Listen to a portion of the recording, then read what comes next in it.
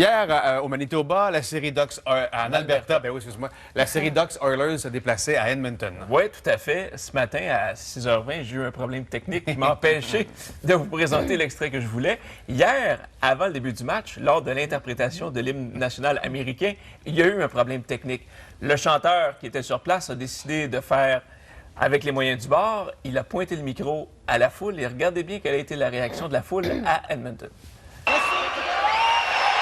Oh.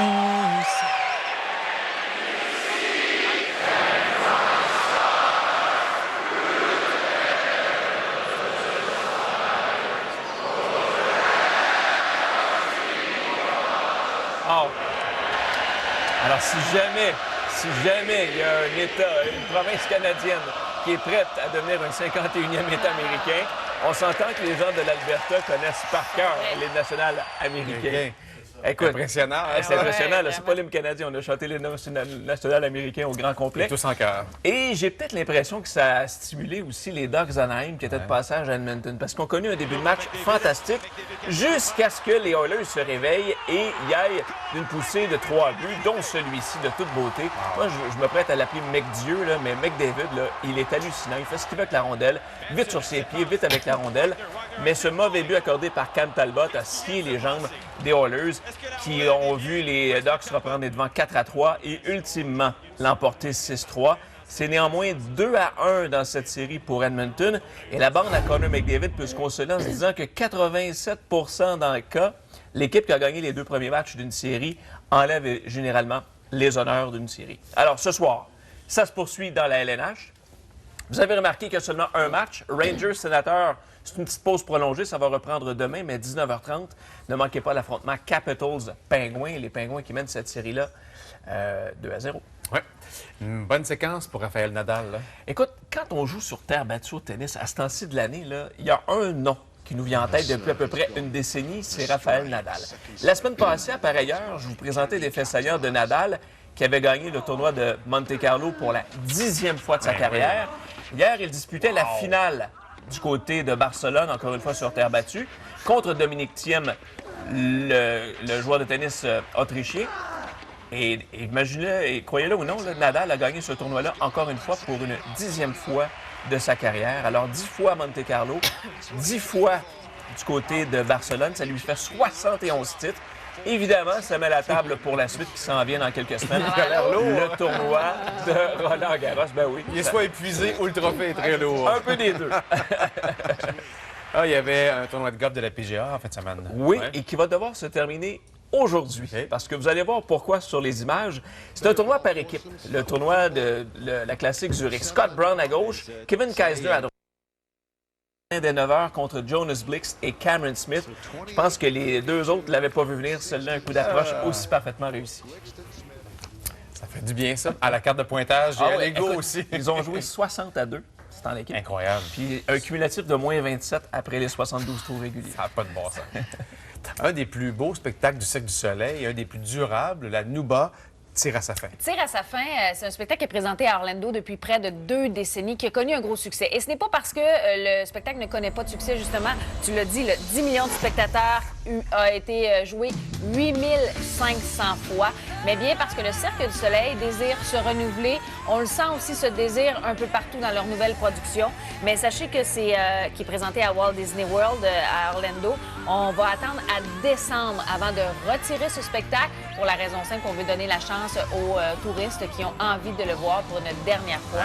Donc, c'est une bonne nouvelle. Mais je regardais les spectacles en résidence un peu partout à travers le monde. Il y en a une quinzaine du Cirque du Soleil seulement en Chine, au Japon, au Mexique, à Las Vegas, évidemment.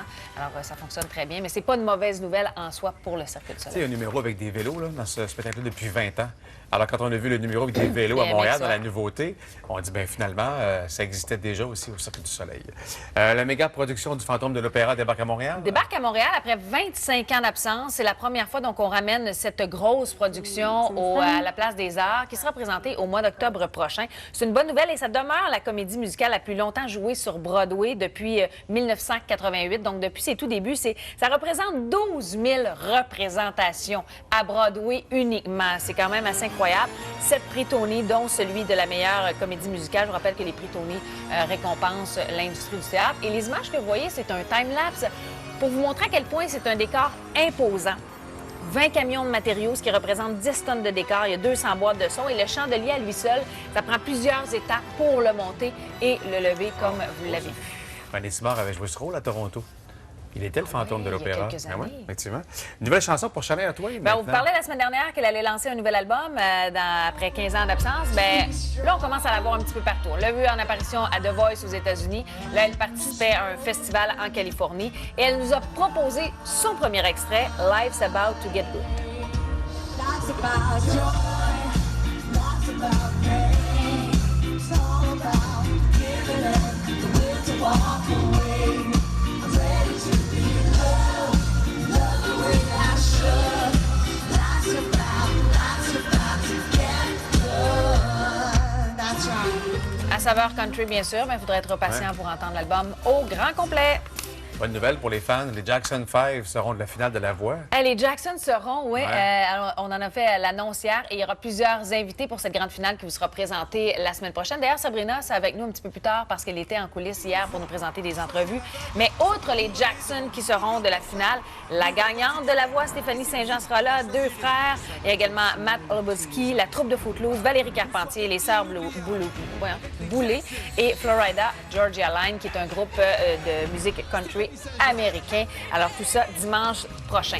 Mais je veux absolument revenir sur une des performances hier parce que l'invité de l'émission d'hier, c'était Safia Nolin qui s'est retrouvée aux côtés d'Éric Lapointe. Je n'ai pas de rien, ni des anges, ni des hommes. Non, je n'ai pas de rien, ni du mal, ni du bien. Que Dieu me pardonne, j'ai le cœur lourd comme un gars. Pas de personne, comme un gars. Que Dieu me pardonne. Et ça me rappelle son commentaire hier quand Charles lui a demandé qu'est-ce que tu as le plus appris à La Voix dans ces dernières semaines. Il dit, ben là, en ne gagnant pas, je serais pas obligé de me lever pour aller à Salut Bonjour demain matin. Alors, on le salue, mais il doit dormir. Ben, il s'était pas couché la dernière fois, d'ailleurs.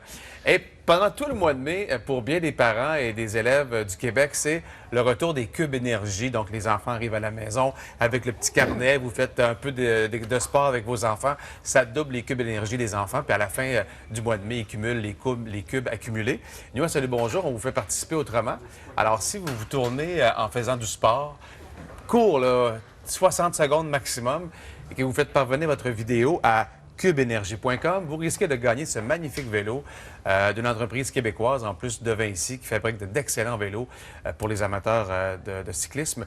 Alors là, tournez-vous aujourd'hui en arrivant de l'école l'après-midi, faites du sport, faites des choses originales et faites-nous parvenir la vidéo. Et dès demain matin, on commence à attribuer un des vélos. On en a 30 à vous attribuer d'ici la fin du mois. Alors profitez-en bien.